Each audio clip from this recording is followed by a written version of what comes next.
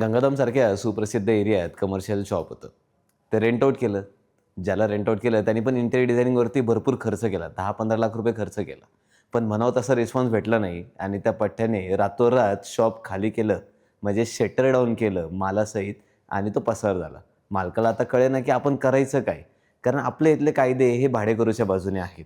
आणि ते असले पाहिजेत, पण इथे त्याचा मिसयूज झाला. एखादी तुमची प्रॉपर्टी तुम्ही रेंट आउट केली आहे, तर त्या टेनंटच्या परमिशनशिवाय, पोलीस परमिशनशिवाय किंवा कोर्ट ऑर्डरशिवाय तुम्ही त्या जागेचा ताबा घेऊ शकत नाही. सो उलटपक्षी या माणसाने तर ह्यांना सांगितलं, की "बाबा माझा खर्च झालाय.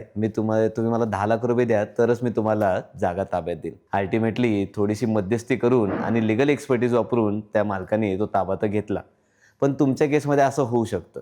कारण तुम्ही जे रेंट ॲग्रीमेंट करता त्याच्यामध्ये कस्टमायझेशन काही नसतं. सो या रेंट ॲग्रीमेंटमध्ये तो क्लॉज कुठे टाकायचा आणि कसा टाकायचा हे लिगसी गार्डियन बरोबर करून घेतो.